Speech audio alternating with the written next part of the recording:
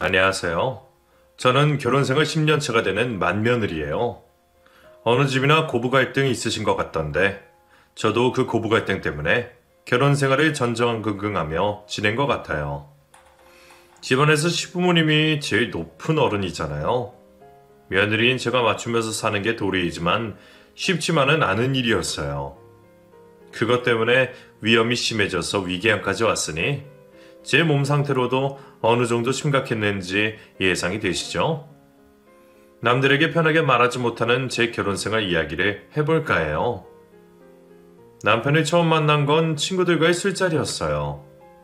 술을 별로 즐기지 않기에 모임에 가도 한두 잔만 마시거나 음료수로 대체하는데 그날은 저도 기분을 내고 싶었는지 술을 제법 마시게 되었어요. 그러다가 2차로 간 술집에서 친한 친구가 불러낸 사람이 제 남편이에요. 원래는 제 친구가 사귀는 사람의 절친이었어요. 둘이 같이 있다가 불러내자 동행하게 되었고 그곳에서 저와 만나게 되었어요. 마주편 자리에 앉은 탓에 자연스럽게 얘기를 많이 나누게 되었고 술에 취해서 그런지 그 사람과의 대화가 정말 즐거웠어요. 저희는 서로에게 끌렸고 자연스럽게 연인이 되었어요. 그리고 3년 뒤 결혼까지 약속하게 되었습니다. 당시 남편은 중소기업에 저는 대기업에 다니고 있어서 연봉이 제가 더 많았어요. 차도 없어서 주로 지하철과 택시를 타고 다녔고 멀리 데이트를 갈 때는 제 차를 타고 다녔고요. 데이트 비용도 서로 번갈아 가면서 냈고 비싼 선물은 한 번도 안 해줬지만 마음이 참 따뜻한 사람이었어요.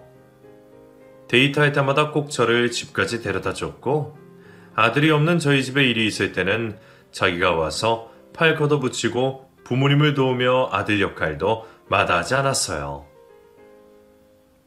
재원이는 너는 어쩜 이렇게 싹싹하니? 우리 희연이보다 더 딸 같다. 엄마, 왜? 네가 없는 말 했니? 재원이 같은 아들이면 딸간지 집 하나도 안 부럽겠구만. 아닙니다, 어머니. 희연이가 더 섬세하고 애교도 많습니다. 우리 재원이는 마음도 어찌나 이쁜지. 꼭 우리 집에 장가와야 한다, 알았지? 엄마, 네, 꼭 장가 오겠습니다, 어머님.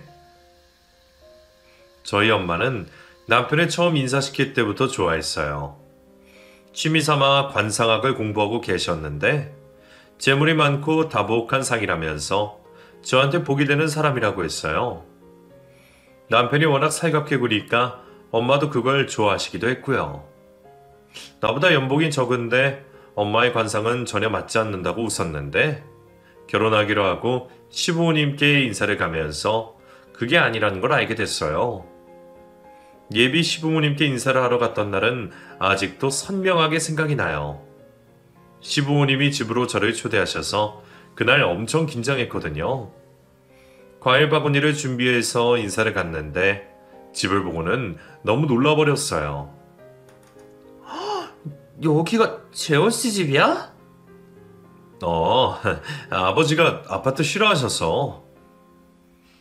아버님이 아파트 생활을 안 좋아하셔서 주택에 산다고 했지만 제가 알고 있는 일반 단독주택이 아니었어요. 대문부터 보통 대문이 아니었고 집으로 들어가는 길에 정원이 넓게 깔려 있었어요. 3층짜리 주택은 그야말로 으리으리했고요. 여기 재원 씨 집 맞아? 맞아. 들어가자. 부모님이 기다리시겠다. 어, 집 안으로 들어가 예비 시부모님께 인사를 드리고 식사를 같이 했어요. 너무 놀란 데다 긴장도 해서 그날 먹은 음식이 뭐였는지 전혀 생각이 나지 않지만 시아버님이 저를 보고 너무 좋아하셨던 기억은 선명히 나요. 남편은 딸만 있는 저희 집과 반대로 아들만 둘이 있었고 그 중에 장남이었어요. 어머니는 동생을 낳은 뒤 후유증으로 어릴 때 돌아가셨고 지금의 어머니는 새어머니셨고요. 남편이 다 큰 다음에 재혼을 하신 터라 두 분 사이에 자식은 따로 없었지만 어머님이 데리고 온 딸이 하나 있기는 했어요. 희원이라고 했나? 얼굴이 참 밝고 인상이 좋구나. 우리 재원이랑 참 잘 어울려. 내 딸하고 싶을 만큼 나도 마음에 들고. 당신은? 당신 딸이 내 딸이 뭐 더 필요해요? 며느리랑 딸은 달라요. 이 사람이 손님 있는데 말 조심하지 않고. 남편의 계모인 시어머님은 이사들인 첫날부터 저를 무척이나 경계하셨는데 싫은 티를 숨길 생각을 하지도 않으셨어요. 아무리 제가 아랫사람이라고는 하나 저를 싫어하는 걸 뻔히 아는데 기분이 좋을 리도 없었고요. 그날 식사를 마치고 나오면서 남편은 제가 기분 안 좋을까봐 엄청 신경을 썼어요. 어머님을 대신해 자기가 미안하다고 사과를 하는데 그 모습에 제 심경이 참 복잡해지더군요. 결혼을 생각하고 인사를 드린 건 맞지만 시어머님 되실 분이 대놓고 저를 싫어하시는데 과연 결혼하는 게 맞는지 고민이 참 많이 됐어요. 그날 인사를 드리고 오자 엄마가 많이 궁금해하셨어요. 집은 어떤지, 시부모님 되실 분들은 어떤지 이런 것들요. 엄마한테 시어머님에 대한 얘기를 해야 하나 말아야 하나 고민이 됐지만 저는 말하지 않았어요. 괜히 엄마가 기분 나쁘실 것 같아서요. 그리고 어쩌면 결혼을 반대하실지도 모르겠다는 걱정도 됐고요. 인사를 드리고 와서 고민을 많이 했지만 저는 결국 결혼을 하기로 결정했어요. 무엇보다 남편과 헤어질 자신이 없었고 시어머님과의 관계는 살면서 좋아질 수 있을 거라고 생각했어요. 그때는 어린 나이라 무서울 게 없었고 하면 된다고 생각을 했던 거죠. 그런데 막상 결혼을 하고 보니 깨닫게 되었어요. 무서운 고부 갈등은 저 혼자서 어찌할 수 없다는 것을요. 결혼식을 올리기 전까지 제 주변 지인들은 저의 남편에 대해서 다들 회의적이었어요. 능력이 없다고 생각을 했던 거죠. 절친들조차 결혼은 현실적인 거라고 조언을 해댔는데 막상 결혼식을 올리는 날 다들 놀라고 말았어요. 그날 남편 집안에 대해서 알게 됐거든요. 너 왜 말 안 했어? 뭘? 재원이 집안이 이렇게 좋다는 거 알았으면 우리가 그런 말 안 했지. 그러니까 요 깜찍한 게 우리 속였어. 속이긴 나도 나중에 알았어. 나도 너희만큼 깜짝 놀랐다고. 우리 희연이 부잣집에 시집가니까 좋긴 한데 배도 아프네 부러워서. 나도. 희원아, 재현 씨 친구들 소개 좀 해줘봐. 알겠어. 결혼식은 정말 멋지게 진행이 됐어요. 저희 결혼 선물로 아버님이 준비해 주신 결혼식이었는데 이벤트도 마음에 들고 분위기도 너무 좋았어요. 다들 저희 결혼식을 축하해 주었고 환하게 웃어주는 가운데 유일하게 웃지 않는 사람이 있었는데 그 사람이 바로 저희 시어머니가 시누이였어요. 가족 사진을 촬영하는데 너무 인상을 쓰고 계셔서 사진작가가 웃으라고 얘기할 정도로요. 그 모습에 걱정이 늘어진 사람은 저희 엄마셨어요. 상견례와 결혼식장에서 본 시어머님 표정만으로 엄마는 저를 싫어하는 걸 대번에 하셨고 제가 시집살이를 힘들게 할까봐 걱정을 많이 하셨어요. 그런 엄마를 안심시켜드린 건 남편이었고요. 어머님, 걱정 마십시오. 제가 잘하겠습니다. 그래, 자네만 믿겠네. 우리 희연이 힘들지 않게 잘 챙겨줘. 그럼요. 걱정 마세요. 희원아, 너도 시부모님께 잘하고 네가 잘하면서 안 싸던 너들을 예뻐하시겠지. 걱정 마요, 엄마. 눈물바람이 친 부모님을 안심시켜드리며 저도 마음이 많이 안 좋았어요. 남편과 같이 살게 된 건 좋았으나 부모님께 못해드린 것만 생각이 나서 그날 얼마나 울었는지 몰라요. 영영 이별하는 것도 아닌데 왜 그렇게 서럽던지. 부모 곁을 떠나 어른이 된다는 건 좋으면서도 슬픈 일인 것 같아요. 결혼 생활은 크게 힘든 건 없었어요. 제가 일 욕심이 있어서 계속 일을 하기로 했고 남편은 다니던 회사를 그만두고 집안 사업체로 새로 발령받아 아버님을 돕게 되었어요. 평일에는 일을 하고 주말에는 우리끼리 시간을 가지거나 시댁의 시부모님을 찾아뵀는데 가끔 인사를 드렸기에 시어머님과 마찰도 없었고요. 평일 직장에서 퇴근 후에 남편과 가지는 시간이 너무 좋았어요. 연애를 3년이나 했지만 결혼 생활은 또 다른 재미였어요. 시어머님은 저를 싫어하셨지만 시아버님은 저를 정말 많이 좋아해 주셨어요. 결혼 전 인사를 드릴 때부터 저를 예뻐라 하셨고, 제가 시댁에 가는 날이면 아버님과 둘이서 티타임 하는 걸 즐겨 하셨어요. 아버님과 둘이서 차를 마시고 있으면 남편이 와서 자기도 끼워달라고 했어요. 저도 차 좋아해요. 저도 한 잔 주세요. 얘기? 너는 저기 가서 혼자 놀아. 며느리랑 둘이서 차 마시는데 어디 끼어들어? 와, 아버지 진짜 차별심하죠. 저 아들이에요. 나는 아들보다 며느리가 좋아. 이 집안에서 나랑 말통하는 사람은 우리 며느리밖에 없다. 아들인 남편도 셈을 내는데 아버님과 단둘이 차를 마시는 제가 시어머님은 얼마나 눈에 가시겠어요. 그게 보기 싫으셨는지 어느 날은 시누이를 불러다 앉히시더라고요. 당신 딸도 같이 차 한잔 해요. 맨날 며느리만 그리 끼고 도세요. 아빠, 차향이 진짜 좋아요.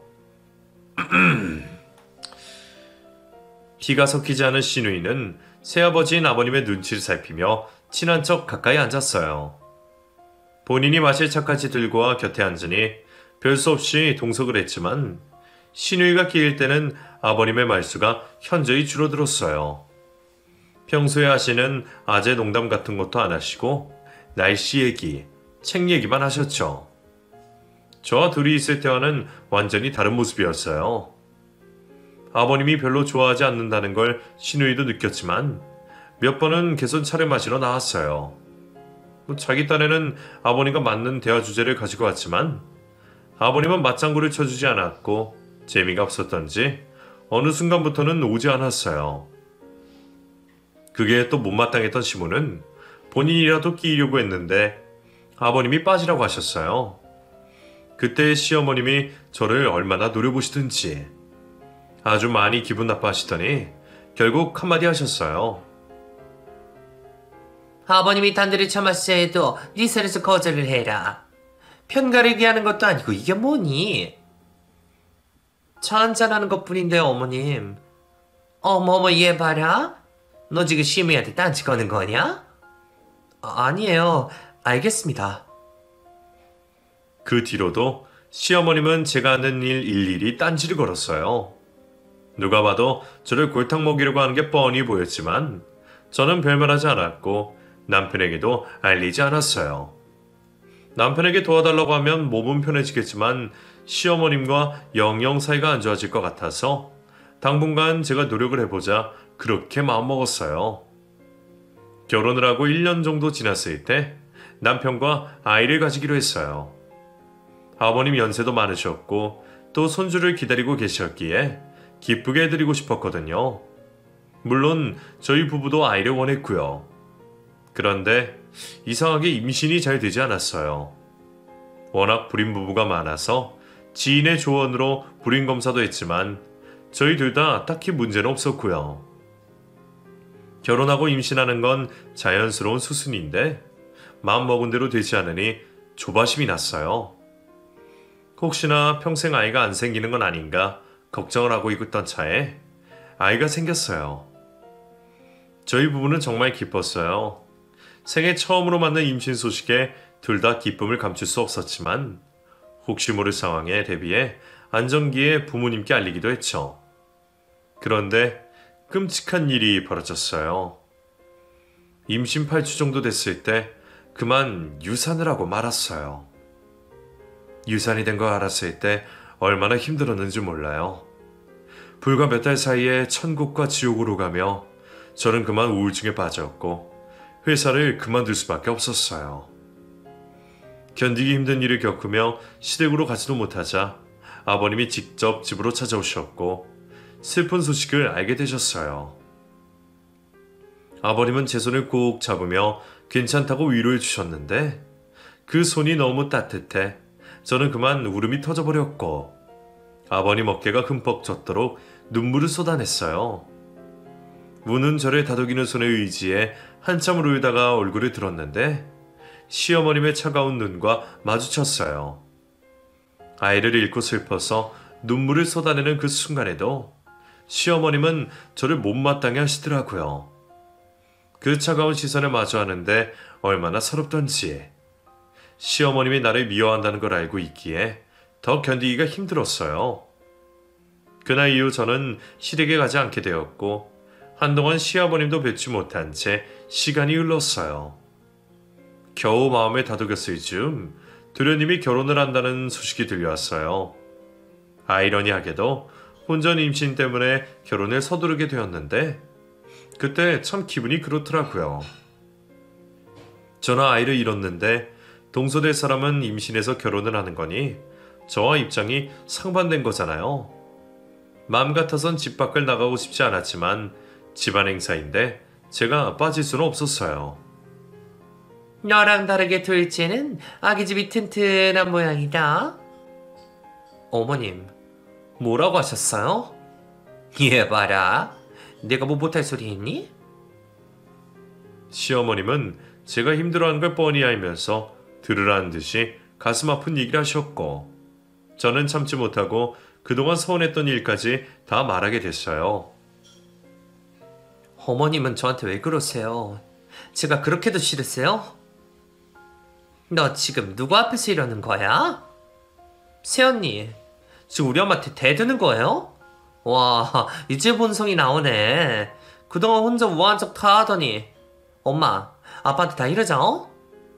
아가씨. 아, 왜요? 이제 나한테도 소리 지르는 거예요? 시아버님은 회사에 계셨고 시댁에는 저와 시어머님, 시누이만 있었어요.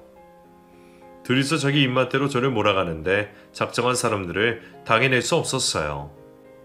둘은 저를 시어머니 우습게 보는 못된 며느리로 몰고 갔어요. 아무리 아니라고 한들 그 둘에게는 소용없었고 저는 된통 당하고 말았어요. 가시돋친 말을 한 건 시어머님인데 왜 내가 나쁜 사람이 되어야 하는 건지 속상한 마음에 얼마나 울었는지 몰라요. 심지어 저녁에 퇴근한 남편이 무슨 일이냐며 어머니께 전화를 받았다고 하는데 미치겠더라고요. 저는 남편에게 그간 있었던 일들을 다 얘기했어요. 남편은 왜 이제 얘기하냐며 저와 같이 화를 내줬어요. 그러더니 자기가 시어머님과 얘기를 해보겠다고 하더군요. 저는 그러지 말라고 말렸어요. 남편이 시어머니께 따지며 분명 집안이 시끄러워질 테고 도련님이 결혼을 앞둔 상황에 괜히 집안 분위기만 어수선해질 것 같았어요. 아버님은 맏며느리 잘 봤다고 그리 좋아하셨는데 저 때문에 속상하시게 하고 싶지도 않았고요.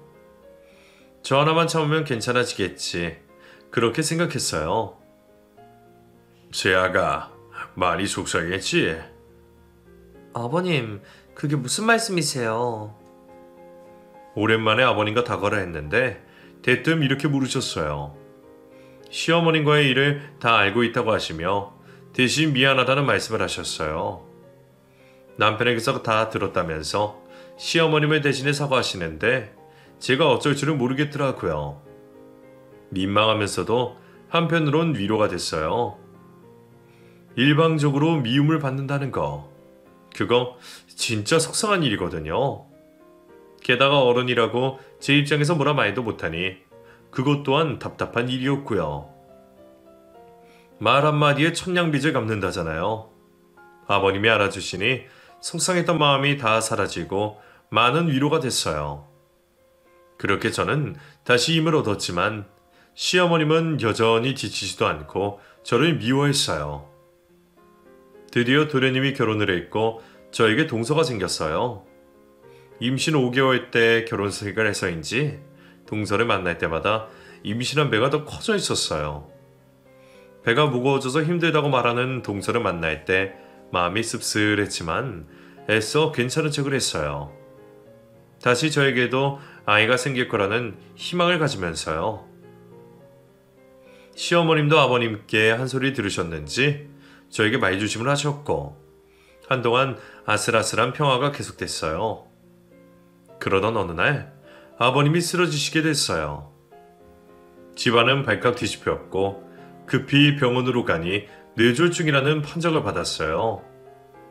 다행히 병원에 빨리 가서 심하지는 않았지만 마비가 생겨 아버님은 입원 생활을 하시게 됐어요. 그동안 아버님 곁에서 회사 운영을 배우고 있던 남편은 아버님의 빈자리를 메우기 위해 동분서주 바쁘게 다녔고, 저는 아버님을 돌보기 위해 병원에 매일같이 찾아가게 됐어요. 매일 찾아가는 일이 힘이 들었지만 그래도 아버님 걱정하는 마음에 가만히 집에 있을 수가 없었죠. 입원실에 꽃을 꽃 몇 송이 준비해 가는데 입구에서 시어머님을 만났어요. 또 왔니? 네, 어머님. 제가 낮에 있을게요. 어머니 피곤하신데 집에서 쉬다가 오세요. 네가 또 무슨 소리를 할 줄 알고 내가 자리 비우니? 어머님, 왜 그러세요? 너 솔직히 말해봐라. 병원에 매일 오는 거 유산 때문에 그러니? 네? 시어머님은 저더러 솔직하게 말하라며 다그쳤어요. 남편이 집안의 장남이긴 했지만 아버님 유산에 대해서는 정말 한 번도 생각한 적이 없었는데 그렇게 몰아가듯이 말씀하시는 어머님이 너무 서운했어요. 나를 도대체 어떻게 보는가 싶어 화도 났고요. 저는 더 이상 상대하고 싶지가 않았어요. 정신적으로 너무 힘들었거든요. 그래서 원하는 대로 하겠다고 했어요. 그러자 기다렸다는 듯이 병원에 오지 말라고 하셨고, 아버님이 마음에 걸렸지만 그 뒤로 발길을 끊었어요. 남편에게 듣기론 제가 발길을 끊자 시모의 딸인 신우이가 작정하고 병실을 지킨다고 하더군요. 속셈이 빤히 보이는 짓이었지만 상대하고 싶지 않았어요. 그 두 사람에게 엮이면 너무 힘들어 피하는 걸 선택했죠. 대신에 아이를 가지는 일에 힘써보기로 했어요. 우선 몸이 건강해야 할 것 같아 운동도 하고 식단도 챙기며 남편과 제 몸을 돌보기 시작했죠. 오전에 한창 운동을 하고 있는데 전화가 왔어요. 시어머님이었고 받기 싫었지만 받아야 했어요. 억지로 받고 나니 저더러 병원에 오라는 말을 했어요. 아버님이 저를 찾는다면서요. 놀라서 병원으로 갔더니 아버님이 저를 보며 말씀하셨어요. 네 얼굴을 보니 이제 밥맛이 난다. 이봐, 밥 갖고 와. 네, 알겠어요. 아버님은 제가 병원에 발길을 끊자 식사를 점점 못하시게 됐다고 하시며 저더러 매일 병원에 오라고 하셨어요. 시어머니가 시누이는 오지 말라고 하시면서요. 다 같이 있는 자리에서 그렇게 말씀하셔서 깜짝 놀랐고 시어머님은 서운하다며 말을 했어요. 하지만 아버님은 듣지 않으셨고 병실에서 나가라고 하셨어요. 시어머님과 시누이는 못마땅해 하며 어쩔 수 없이 병실에서 나가더군요. 저 둘이 같이 있으면 내가 마음이 편하질 않아. 그래서 입맛도 없고 네가 와주면 좋겠다 나는. 알겠습니다, 아버님. 내가 무리한 부탁을 하는 건 아니지? 전혀요. 그런 말씀 마세요. 그날부터 제가 병실을 지키게 됐어요. 밤에는 간병인이 지키고 낮 동안에는 제가 아버님 수발에 들었어요. 처음에는 마비 때문에 제대로 걷기도 힘드셨는데 몇 달이 지나자 상태가 많이 좋아지셨고 혼자 걸을 수도 있게 되셨어요. 의사도 회복이 빠르다고 할 정도로 많이 좋아지셨어요. 제가 간병을 하고부터 식사도 잘 하시고 약도 잘 드시고 한결 좋아지셨다고 가족들이 저에게 고맙다며 인사를 하더군요. 얼마 전에 출산한 동서도 갓난쟁이를 안고 와 저에게 인사를 했는데 동서 품에 안긴 아기가 너무 예뻐서 눈을 뗄 수가 없었어요. 그 작은 아이가 어찌나 예쁜지 천사가 따로 없더라고요. 아이에게 시선을 떼지 못하고 있자 시어머님이 또 속을 뒤집는 얘기를 했어요. 둘째야, 얼른 아이 챙겨라. 네 형 눈빛이 정상이 아니야. 그러다가 아기 달라고 하겠다. 네? 어머님. 진짜야? 네 형님은 아기 못 가지잖아? 사람이 너무 갖고 싶으면 무슨 짓을 할지 몰라. 어머님, 이게 또 소리 지르네. 너 요즘 간병한다고 기고만장하지, 어? 해도 해도 너무한다는 생각이 들었어요. 저를 그런 식으로 몰아가다니. 사람이 참 악하다는 생각을 하며 울면서 방을 뛰쳐나갔어요. 뒤늦게 오간 대화를 들은 남편이 와서 저를 다독여줬지만 이미 받은 상처가 쉽게 아물지 않았어요. 남편도 몇 번이나 시어머님께 말 조심해달라고 항의했지만 들은 척 만척하는 사람이니 달라지는 게 없었어요. 시어머님은 저에게 참 모진 말을 서슴없이 했는데 그 중에 제일 심한 말이 이거였어요. 그 말을 한 날은 제 생일이었는데 저희 집으로 동서 가족을 초대해 같이 저녁을 먹기로 했어요. 동서와 저는 성향이 잘 맞았고 동서도 저를 형님으로 잘 따라줘 사이가 좋았어요. 그래서 같이 저녁 한 끼를 먹어야겠다는 생각에 그리 했는데 한창 밥을 먹고 있을 때 시어머님과 시누이가 들이닥쳤어요. 우리만 쏙 빼놓고 자기들끼리 밥 먹지? 오빠들, 나 정말 서운해? 아직도 나를 가족으로 생각 안 하는 것 같아? 남편과 시동생은 시누이의 말에 당황했고 저와 동서도 놀라서 급히 자리를 만들었어요. 시어머님은 제가 앉아있던 자리에 앉으셔서 식사를 하기 시작했어요. 한창 먹는데 집중을 하더니 시누이와 일어나서는 저와 동서를 향해 한마디 했어요. 집안의 기강이 다 무너졌어. 내가 걱정이 이만저만이 아니다. 너희는 집안에 어른이라고는 없니? 아버지가 집을 비우시면 당연히 내가 어른이지. 어머니, 왜 그러세요? 첫째 아들은 나서지 마. 자네가 자꾸 그러면 내가 뭐가 되나? 어머님, 죄송해요. 오늘은 간단히 저희끼리 식사하는 자리에 또 나섰지. 예전부터 느끼는 거지만 너는 너무 나서는 게 문제야. 심이가 많은데 어디 끼어들고. 분위기는 순식간에 싸해졌어요. 시어머님과 시누이는 곧 집을 나갔고 제 생일은 그렇게 엉망이 되어버렸어요. 동서 부부도 어색하게 인사하고는 집으로 돌아갔고요. 저보다 남편이 더 화가 나서는 시어머님과 얘기를 하겠다고 했지만 저는 그러지 말라고 했어요. 대화를 해도 통하는 사람이랑 해야 하는 거잖아요. 아버님도 편찮으신 상황에 분란을 만들어봤자 속만 시끄러울 뿐이었어요. 시어머님과 마주치지 않기 위해 조심하면서 아버님 병간호는 계속되었어요. 이제는 많이 좋아져 조금만 더 있으면 퇴원할 수도 있을 정도로 회복이 되셨어요. 체력이 다시 올라오자 아버님은 회사 일에 조금씩 관여하시게 되었고 남편이 병원으로 와서 회의를 할 때도 있었어요. 그러다 아버님 서재에 서류를 가져오라는 심부름을 하게 됐어요. 저는 서둘러 시댁으로 향했고 마침 시댁에는 아무도 없더군요. 저는 곧장 서재로가 서류를 챙겨 나왔는데 입구에서 시어머님과 마주쳤어요. 네가 우리 집에 웬일이냐 연락도 없이. 아버님 심부름으로 왔어요. 급해서 먼저 가볼게요 어머님. 너. 네. 나대지 말고 있어라. 어? 밑도 끝도 없는 그런 말을 들으며 황당했어요. 왜 나한테 저런 말을 하는 건지 무슨 뜻으로 하는 건지 진짜 이해가 되지 않았지만 따지기도 포기해버렸어요. 결혼해서부터 계속되는 일방적인 공격에 더 이상 대응할 가치도 못 느끼게 됐거든요. 기분이 나빴지만 애써 무시하고 병원으로 다시 갔어요. 그리고 안 좋은 기분을 빨리 잊어버리려고 애썼고요. 그런데 그 다음날 시어머님이 시댁으로 호출을 했어요. 저뿐 아니라 동서까지요.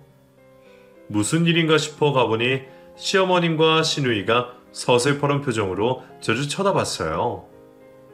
그러곤 곧 본론을 말하는데 정말 어이없는 말을 하는 겁니다.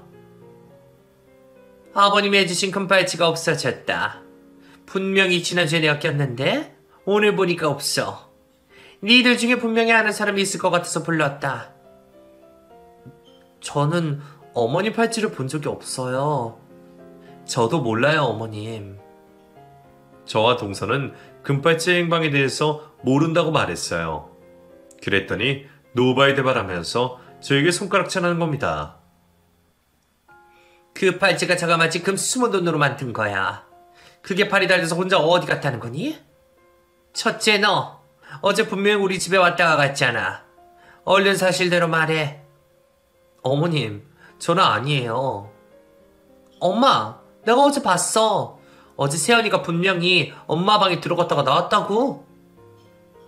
사실과 다른 말을 하는 신우이의 말에 저는 너무 놀랐어요. 어이가 없어서 쳐다보니 부끄러운지도 모르고 계속 거짓말을 해대는 겁니다. 아가씨, 그게 무슨 말이에요. 어제 제가 왔을 때 아가씨 집에 없었잖아요. 있었거든요? 언니가 수상짓 하길래 숨어서 보고 있었지. 말도 안 되는 소리에 저는 신우이에게 따지려고 했어요.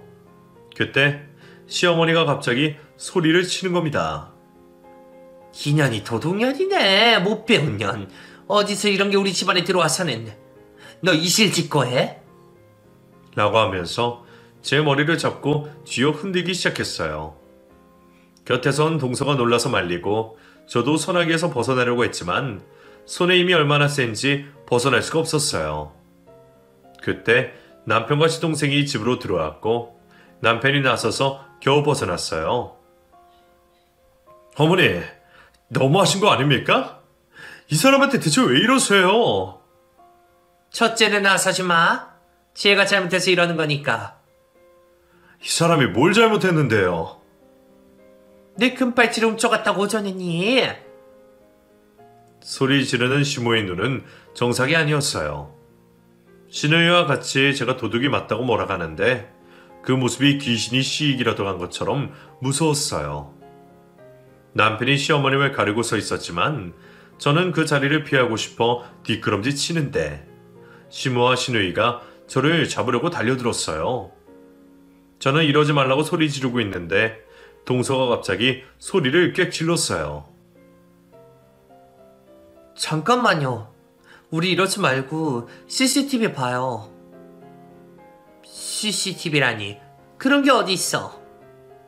동서의 말에 모두 일순간 정지 상태가 됐어요. 시댁에 CCTV를 달아놓은 줄 전혀 모르고 있었거든요. 동서는 핸드폰을 꺼내면서 말을 했는데 몇 달 전에 시댁에 오는 도우미가 살림에 손을 대는 것 같다고 해서 동서가 CCTV를 달았다고 했어요. 너 언제 그런 걸 달았다는 거냐? 어머님 그때 아가씨랑 여행 가셨을 때 달았어요. 어머님이 그러라고 하셨잖아요. 기억 안 나세요? 동서는 그때 일을 설명하면서 시어머님의 허락까지 받은 정황들을 설명했어요. 당시 여행을 간 시모가 주변이 시끄러워서 그냥 대충 알았다고 했던 게 바로 이 CCTV를 설치한다는 얘기였던 거예요. 동서의 말을 들으면서 신우이가 갸우뚱하며 물었어요. 엄마, 나랑 여행 간 적 있어? 어? 그게 저번에 갔잖아. 기억 안 나니? 언제? 나 올해는 엄마랑 어디 같이 간 적 없는데? 이상하네. 왜 나는 기억이 안 났지? 신우이의 얘기를 들으며 우리 모두 시모의 얼굴을 쳐다봤어요. 우물쭈물하며 맞다고 하는데 목소리에 확신이 없었어요. 동서가 핸드폰을 확인하는 사이에 시모는 점점 얼굴이 새파랗게 질리기 시작했고 신우이는 여행 누구랑 갔냐고 다그쳐 물었어요. 그 둘을 보면서 이상하다는 생각을 하고 있는데 CCTV 어플을 열어서 확인을 하던 동서가 놀란 표정을 지었어요. 뭔가 심각한 표정인데 말을 못하는 거예요. 왜 그래? 뭐가 있길래 말을 못해? 이리 줘봐.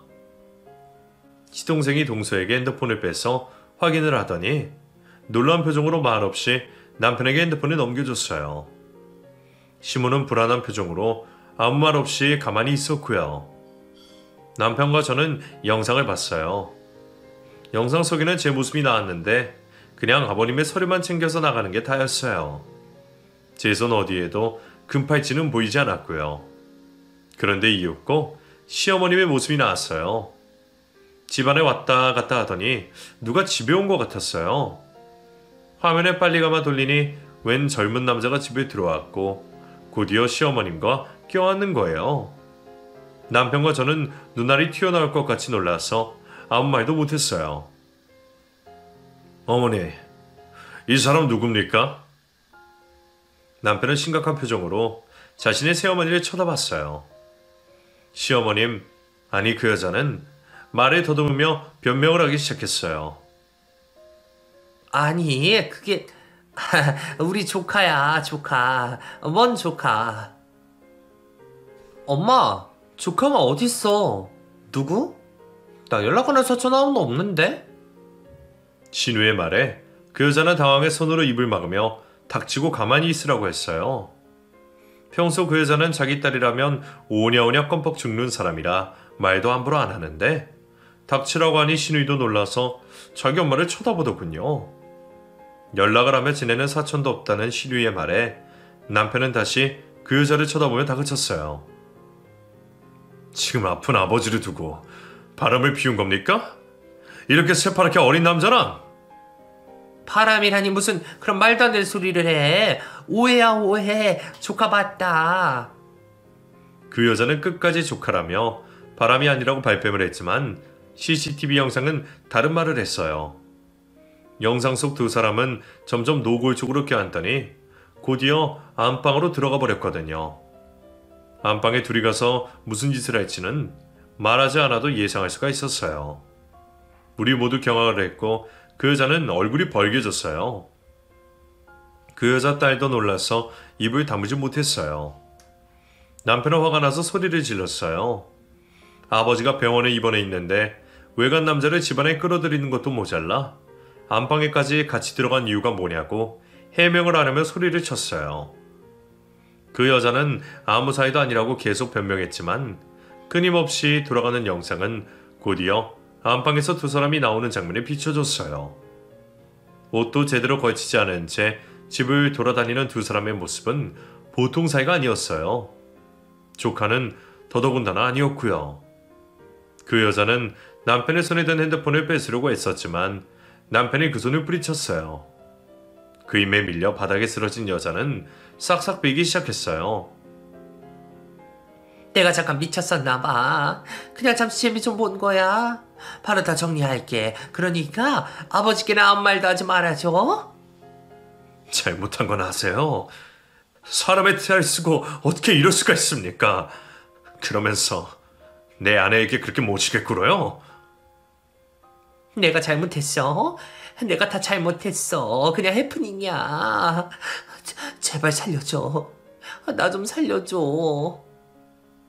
눈물 콧물 다 빼면서 사정사정하는 모습이 정말 가관이었어요. 바로 직전까지 자기가 시어른이라고 저를 못 잡먹어 안달이라는 듯 그러던 사람이 어디 갔나 싶더라고요. 신우이는 자기 엄마의 비굴한 모습을 보고는 씩씩거리며 집을 나가버렸고 그 여자는 계속 싹싹 빌고 있었어요. 나중에 영상을 마저 찾아보니 금발찌를 숨긴 사람은 다름 아닌 시어머님, 그 여자였어요. 저에게 다 뒤집어 씌우려고 했다가 모든 게 다 뽀록이 나고 만 거예요. 세상에, 도대체 저한테 무슨 억하심정이 있어서 이랬어요? 나한테 뒤집어 씌우려고 하다니. 당신이 그러고도 사람이야? 미안해. 내가 정말 미안해. 정신이 어떻게 됐나 봐. 내가 잘못했어.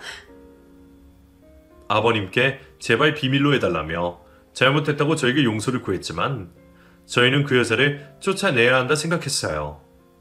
저의 옷을 붙잡고 매달리는 그 여자를 뿌리치고 집에서 나왔어요. 그리고 아버님이 치료중인 것을 알지만 알리기로 했고요. 남편과 제가 말씀드리기로 해서 병실로 갔어요. 저희는 아버님께 있었던 일을 모두 말씀드렸고 CCTV 얘기도 드렸어요. 놀라실까봐 계속 상태를 살폈는데 의외로 담담하신 아버님이었어요. 알고 봤더니 그 여자가 외도하는 걸 아버님도 알고 계셨던 거예요. 그 여자, 남자를 그렇게 밝히더니 결국엔 집어릇 걔 모준 모양이구나. 아버지, 다 알고 계셨어요? 나한테 들킨 거 몇 번이나 돼? 진작 되내려고 했다만 니들 보기 민망하기도 하고 니들 결혼 앞두고 혼주석에서 혼자 하는 것보다 보기 나을 것 같아서 참았지. 그래도 그 여자 볼 때마다 속이 편하진 않았어. 아버지, 왜 그러셨어요? 젊을 때는 그래도 사람이 순수했는데 그때 내가 속아 결혼을 한 건지 살면서 점점 변화하더구나.